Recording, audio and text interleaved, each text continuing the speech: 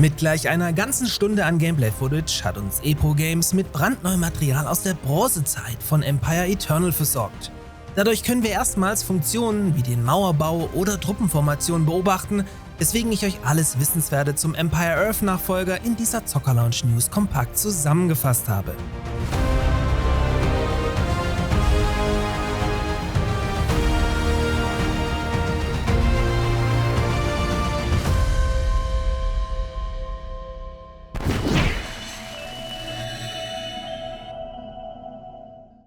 Bevor wir mit Empire Eternal beginnen, hier nochmal der Hinweis, dass es sich bei dem Gesamtmaterial um unfertiges Alpha-Footage handelt.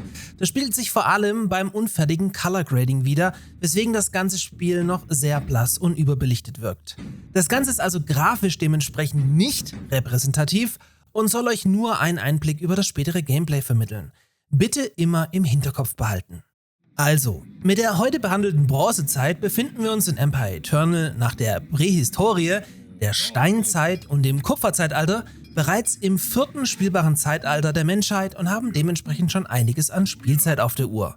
Das fertige Spiel soll dann über satte 20 Zeitalter verfügen, welche jeweils neue Einheiten, Updates, Technologien und Herausforderungen mit sich bringen. Ihr spielt also in bester Empire Earth-Manier ein RTS in einem Wettlauf durch die Zeitgeschichte, in dem zur späte Weiterentwicklung über Sieg und Niederlage entscheiden kann.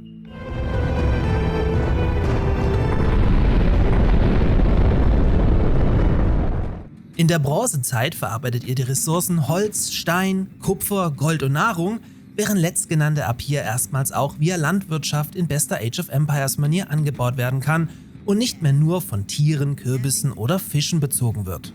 In späteren Zeitaltern kommen dann noch Eisen, Petroleum und viel später auch Uran hinzu. To the fields. You have workers tending the crops. In den letzten Wochen und Monaten standen viele grundlegende Gameplay-Elemente im Vordergrund. So wurde zum Beispiel intensiv an der Wegfindung gearbeitet, wodurch Einheiten jetzt viel besser mit dynamischen Hindernissen und unterschiedlichen Terraingegebenheiten zurechtkommen. Dazu passend verfügen Gebäude jetzt auch über einen einstellbaren Sammelpunkt. Dadurch begünstigt bewegen sich jetzt auch Truppeninformationen dynamischer und realistischer, was auch durch bessere detaillierte Animationen erreicht wurde. Neu ist auch, dass sich Gebäude jetzt beim Bauen direkt in die gewünschte Richtung drehen lassen und via Farbschema, also rot für geht nicht und grün für passt, ihr direktes Feedback bekommt, dass ihr euer Bauvorhaben so machen könnt. Mauern lassen sich hingegen ganz einfach in die Landschaft ziehen, danach mit Toren verfeinern und schließlich auch mit Treppen versehen, damit eure Bogenschützen diese bemannen können.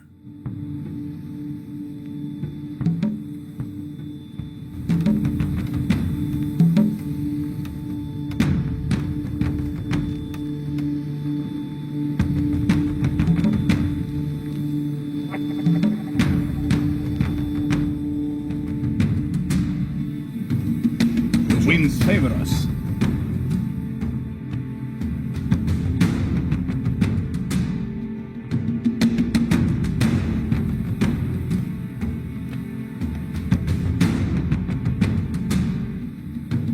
Volle Funktionalität kann man jetzt auch beim Marinetransportsystem vermelden. So klickt ihr einfach eine Gruppe von Landeinheiten auf ein Transportschiff, welches sich dann automatisch zum Strand begibt und euch direkt der entstehende Landepunkt via gelbem Pfeilsymbol visualisiert wird. Sobald das Schiff seine Beladeposition erreicht hat, bildet sich ein Steg, über den eure Einheiten das Schiff betreten können. Alle sich nun auf dem Schiff befindlichen Einheiten werden außerdem voll animiert. Ihr seht also immer direkt, mit was und mit wie vielen Einheiten ein Transportschiff beladen ist. Sollten sich eure Einheiten beim Beladen in einer Formation befunden haben, nehmen sie diese nach dem Entladen automatisch an der Landezone wieder ein.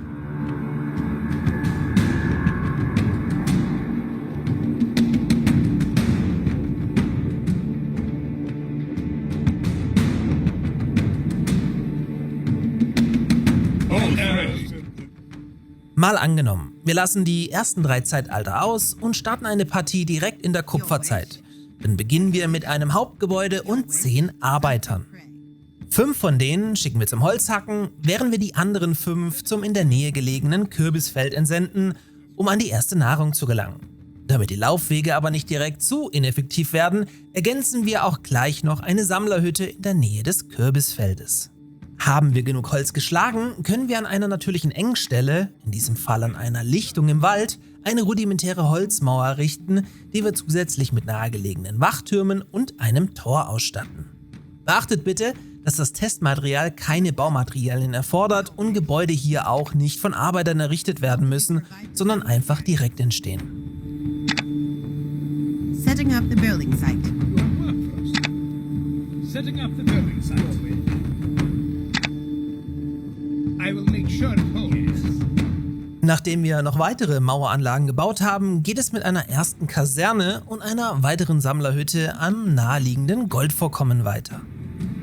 You have work for us. As long as you provide the best materials. Während wir weitere Bauern für den Goldabbau rekrutieren, bilden wir dank Kaserne auch gleich die ersten Zeitalter entsprechenden Nahkämpfer aus, um gegen einen möglichen Rush gewappnet zu sein. Dadurch kommen wir aber schnell an die Einheitengrenze, weswegen wir diese durch Wohnhäuser weiter nach oben schrauben. Setting up the building site. Wir expandieren weiter und erschließen ein Kupfer- sowie auch ein Steinvorkommen, welches wir zwingend für Steinmauern benötigen werden. Mittlerweile haben wir auch das Meer erreicht, wodurch wir über den gebauten Hafen jetzt auch auf Fischer zurückgreifen können und uns damit eine weitere Nahrungsquelle erschließen.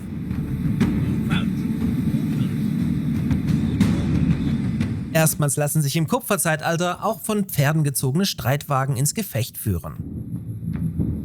Neben einem Tempel, dessen Funktion noch nicht klar ist, und vielen weiteren Wohnhäusern planen wir außerdem eine Mühle, die direkt mit 9 verfügbaren Feldern herum errichtet werden kann und dann fortan unendlich Nahrung produziert, soweit genug Holz vorhanden ist, um verbrauchte Felder automatisch neu anlegen zu können.